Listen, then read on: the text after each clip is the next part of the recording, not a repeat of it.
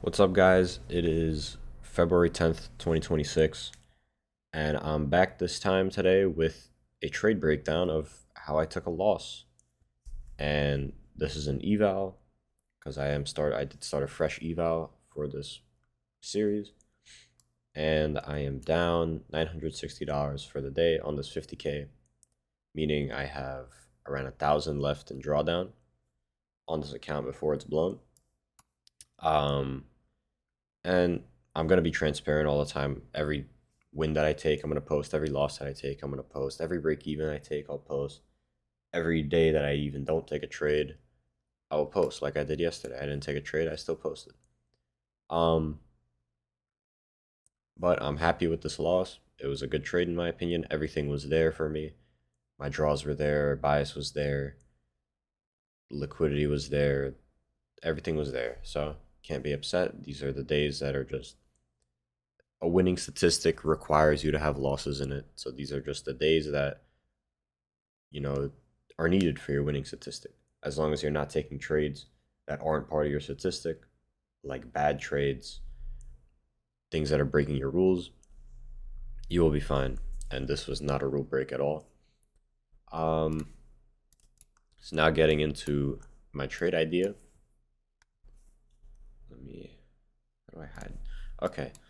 Coming into the day, I was bullish. I know yesterday I said I was bearish and bearish for the week because we did make this relative equal low with this low here. But after that, uh, everything started trending higher. Like yesterday, NQ tapped this 4-hour gap, and we had this SMT with this high right here. And if we were truly bearish, we should have rejected that.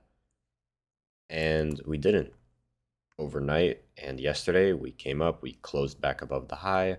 ES closed back above it, and this still continued to trend higher and looks to be in a buy model towards previous week high and next all-time highs. So I don't really want to fade that, especially nearing all-time highs. You don't really want to fade that. If ES wants to go to all-time highs, it'll go to all-time highs. It's a strong draw. You shouldn't like be trying to short and continue trying to short when one asset is obviously showing that it's not bearish. So that's why it made me flip bullish. And ever since yesterday at 12, we were just accumulating. So, in terms of PO3, you want to see accumulate, manipulate, and distribute. And that's exactly what I wanted to see. We had this low right here, which was a low inside of a 4-hour gap, making it a 4-hour intermediate low.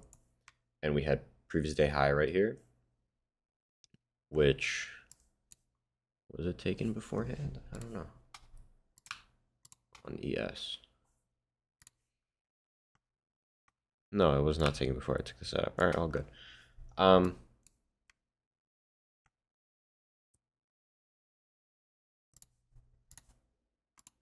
Okay, so right here was market open. I explained my bias, and what I wanted to see was, since we were accumulating, with an AMD model, you want to see it accumulate, manipulate into, let's say, some type of PD array, and then start distributing, right? So that's what I expected to see today. We had this accumulation. I wanted to see us manipulate and then start to distribute higher. I expected the manipulation area to be this 4-hour low, and that's exactly what we got. Right here at 9:30 open, we came up, made an equal high with this high right here. I have an equal high indicator that I always use to mark out equal highs because those are good targets. And we had this relative equal high with the previous day high. So right at open, I know we already traded into this 4-hour, but we had this equal low here, this relative equal low. It's just the structure wasn't there, and it was accumulation, so I wanted the low to get swept. And just this leg, there was really nothing in this leg. It's a choppy leg. So we came down, swept out that, made this 1 minute, made an SMT this low here with the S, didn't take that low, and got an inverse, immediate inverse, good displacement on the 1 minute, and that's where I got in. That's where I entered my trade.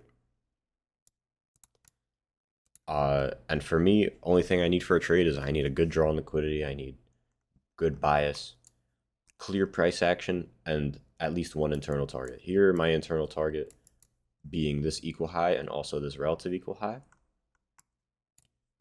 So yeah, at first I entered, and my break even was this high because it was the internal high of this manipulation leg.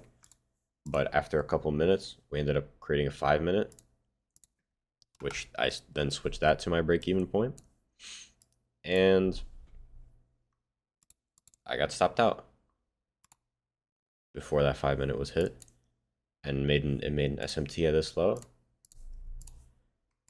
And the reason, and well, right away, ran up, hit all my TPs, hit all my draws, as you can see there.